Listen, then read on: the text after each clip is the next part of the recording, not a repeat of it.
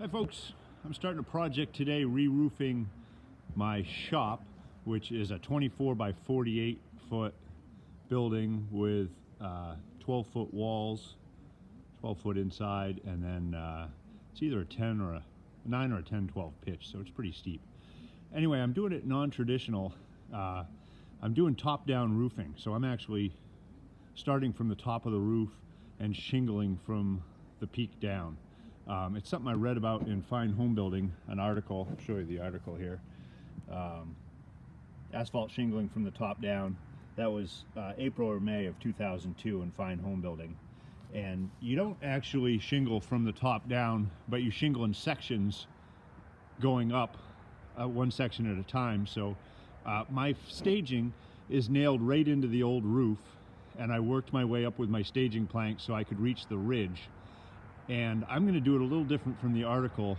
They started with a new roof, and so they completely tar papered the entire roof and worked their way up and scaffolded the entire roof. I'm actually doing small sections at a time. Because it's 48 feet long, I've got 12-foot staging, so I'll set that up 4 times, and I'll do that left edge, then one of the middle ones, the next middle one, and then the right edge. And I'll do pretty much that whole left side at once before I remove that staging. Anyway, I put that staging, you nail it right into framing in your roof rafters, and I ran my brackets all the way to the end because I hate to say, a guy I worked with on a job stepped beyond a bracket, the plank tipped, and he fell to his death, so please be careful. Those planks are not only run to the edges of my staging brackets, my roof brackets, but they're also screwed in 2 places with stainless steel screws at each bracket. So I've got 6 screws in each staging plank to keep them from moving any way, shape, or form when I'm up there. And I also, for safety, and I never had this back in the day, but I have a kit I bought. You'll see it way up there at the peak. That yellow rope is attached to a anchor bracket up at the peak, and that, just as an aside, is a fall protection kit I got from Guardian. First time I've ever worn one. Bucket of safe tie, I think is what they call it, and it comes with a harness, which I'm wearing right now. It comes with the lifeline, and it comes with a roof anchor, and I bought a second roof anchor, so once I'm up there working off one roof anchor, I can keep my safety harness on and go put the second one in and take the first one off and then jump over and keep doing that. So I've always got a lifeline on me when I'm up there. As another aside, that's a 32-foot ladder broken into 2 pieces with ladder hooks on the peak to be able to easily get all the way up to the peak without having to climb up and down the staging if I don't want to. I'm 6'6", so I've got those staging spaced apart. That whole roof is about 16 feet long from eaves to peak. Worked out perfectly for me to have 3 sets of staging where I could comfortably work from my toes to just above eye level from one set of staging and getting it done without a 4th set.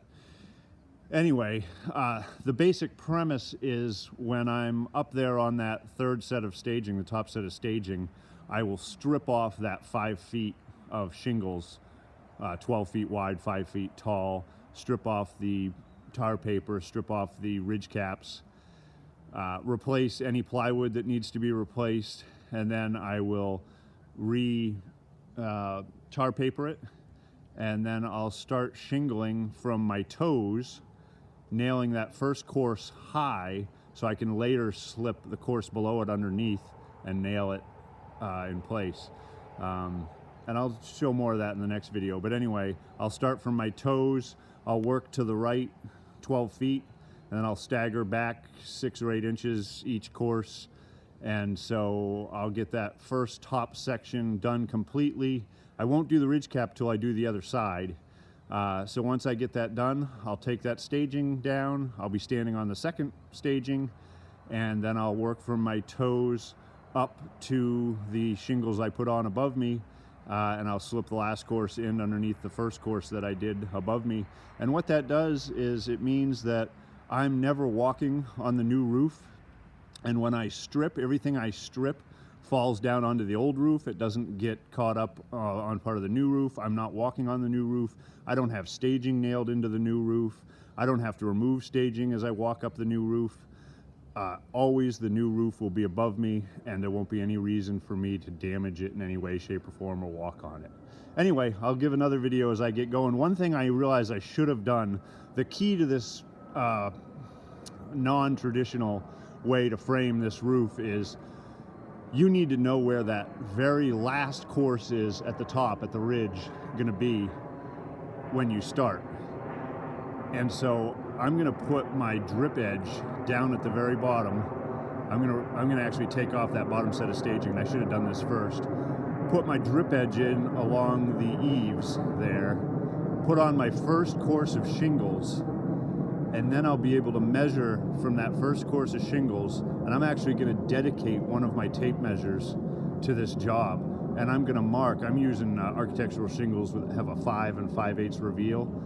So I'm going to mark on my tape measure the top of that very first course of shingles, which will be about 13 1/4 inches, I think the shingle is. And then I'm going to mark on my tape measure every 5 5/8 after that. I'll use my construction calculator to just keep adding 5 5/8.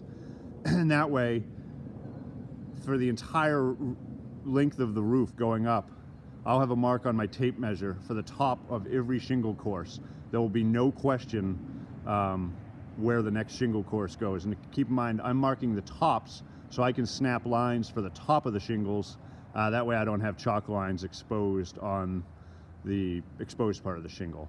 And all I will say about that is, when you're starting from the top down, you also want to keep in mind, if you're starting your very first shingle as a full shingle on the bottom, you need to know, I think I do 5 shingles progressively shorter and then start with a full shingle again. But anyway, you'll simply need to know what shingle to start with when you're starting at the top as well. It just takes a little careful planning in the beginning, and then it should be smooth sailing. But I'll give you a video as I get started.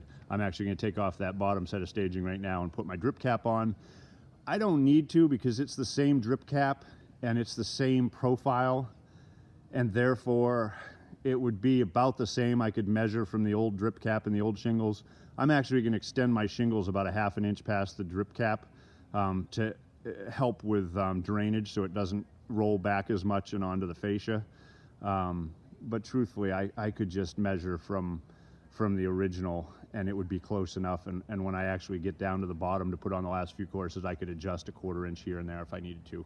Anyway, I hope that makes sense. It'll make more sense once you start to see it, but I'm going to start working from the top down and from that left corner first, and then middle, end. We'll see how it goes. Thanks for watching. God bless.